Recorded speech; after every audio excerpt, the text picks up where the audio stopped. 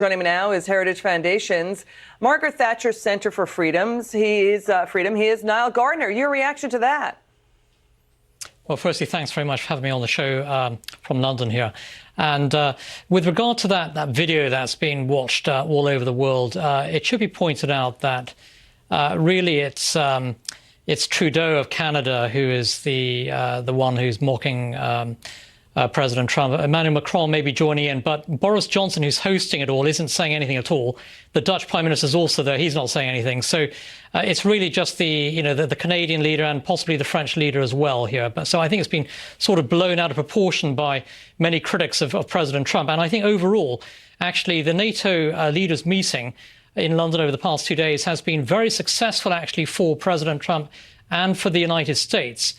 You have all of the 29 members of the NATO alliance agreeing to further increase defense spending to meet the minimum 2% of GDP spend that is expected of all alliance members. You have seen very significant increases already over the last 3 years since President Trump took office in terms of overall defense spending levels. More than $100 billion of additional defense spending have been put in place by NATO members. That figure is going to rise to an increase of $350 billion by 2024. And so for the first time in decades, you're seeing very significant levels of increased defense spending across the alliance. And that's really in large part due to U.S. leadership, in particular President Trump's very forceful messaging and leadership on this issue. And so I think overall, actually, this was a very good summit for the president. It's unfortunate, I think, that the liberal media tends to focus on some very minor element of the summit, whereby and to your point, I think the Canadian leader is behaving actually very badly. To your point, the criticism of European leaders has been this, that they can be postmodern in their own criticism of the United States and President Trump. And the fact is, Europe spends far less on the military than the U.S. does, on their own military. It hovers around 2.2%. The U.S. spends nearly 3.5%. So instead, Europe spends on building out their gigantic welfare states while the U.S. has to step in and defend them.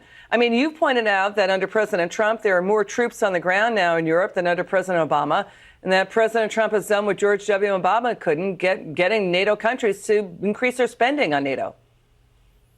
Yeah, so if you look at the U.S.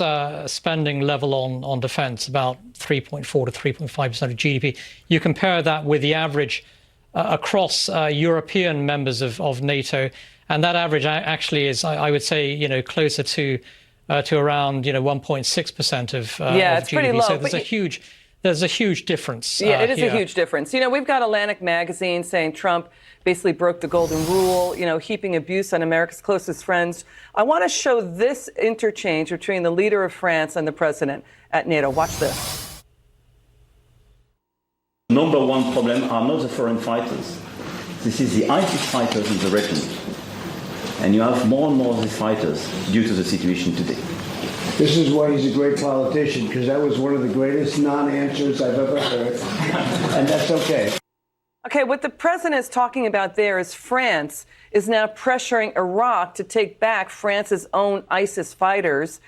Macron is trying to downplay ISIS foreign fighters coming from Europe, coming from France. Watch General Jack Keane on this very issue. Watch this.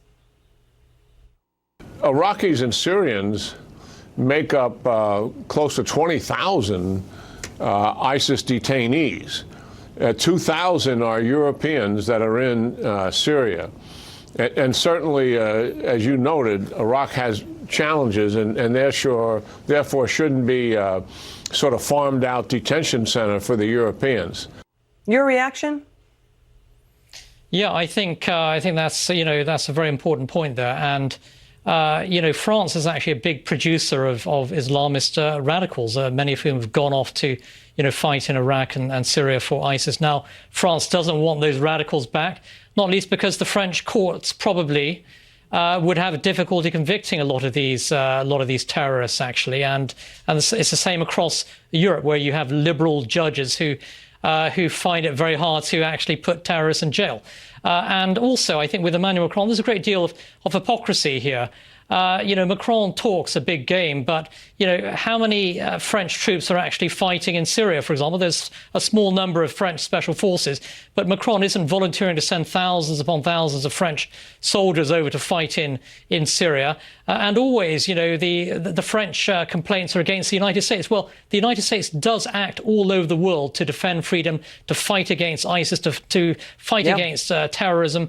And, the French, they sometimes help out, they sometimes don't. But there's a massive difference between American leadership on the world stage and the delusional grandeur of Emmanuel Macron, who's always complaining a lot of the time.